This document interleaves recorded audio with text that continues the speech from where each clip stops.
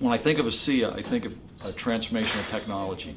You know, what's a transformational technology? What are some examples? Well, if you take a look at Fulton went out and discovered the power of steam, and that created the railroads, which created the steel industry, which created a whole new mode of transportation, which changed the way people cruised around the world, in the United States, whatever. Another example of that would be the combustion engine. Someone invented the combustion engine. And what happened there? Well, the car was invented, and that created the rubber industry and the asphalt industry, and that brought in suburbia and created a whole new way of life.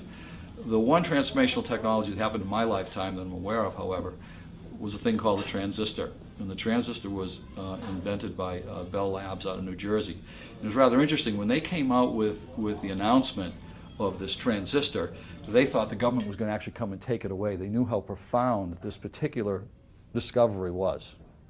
However, no one came. The interesting part of it was there was a gentleman in a war-torn, shabby office in Japan that when he read this announcement, he instinctively knew what it was.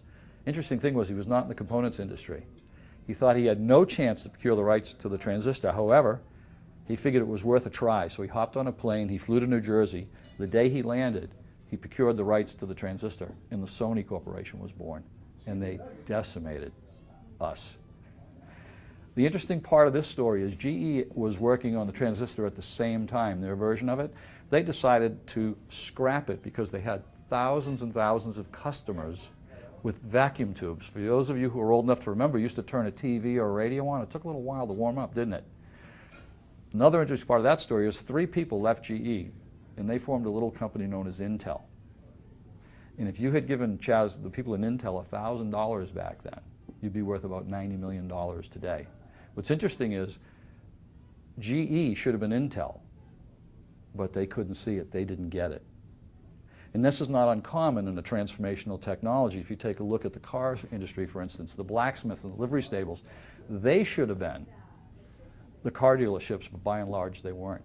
And as we go forward with ASEA, which is truly a transformational technology, we're going to approach professionals, doctors, chiropractors, naturopaths, personal trainers.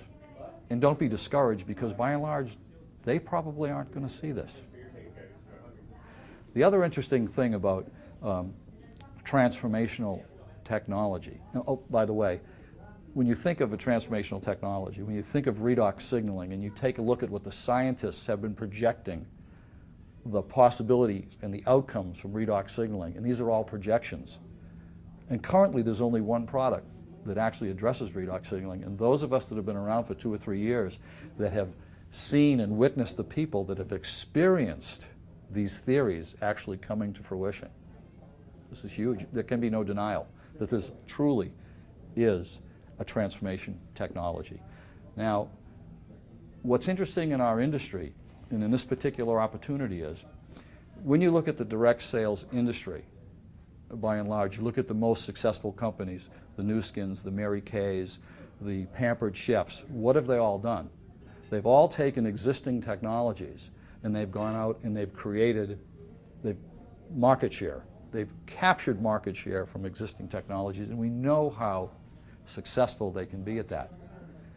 What has never, ever been done before in this industry has a transformational technology began in direct sales. And the possibilities that lie there are unknown. When we look at companies that have been highly successful and we watch them grow through their hyper-growth space where they grow at 20% per month for a 2 and a 3.5 year period, and they hit numbers like $750 million to $1 billion within that time frame.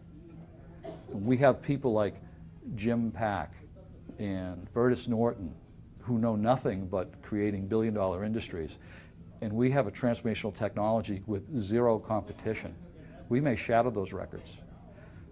We could go 3.5, 4 years through hypergrowth. We may go 2, 3, 4 billion because there is no other product. We are creating a whole new market. However, I'm not going to take that chance. I'm out now creating a team because I want to ride that wave and have people have the opportunity to ride that double-digit growth that I believe is coming very soon. As we go forward, and I've taken a look at other companies, and we take a look at a company like Nu Skin Forever, for example, that has created, at its time, created the most millionaires within this industry. Matter of fact, they went from 40 million to 750 million in a 2.5-year period, and in that time they had 750 people in their marketing team that averaged about $649,000 a year. As we look at that, is there any doubt that we at Asea will be a $1 billion, $2 billion, or $3 billion industry? When I look at that, we're going to probably need 1,000 of those leaders for every billion we hit. So there are two questions. Am I going to be one of them? And how many of those do I want in my group?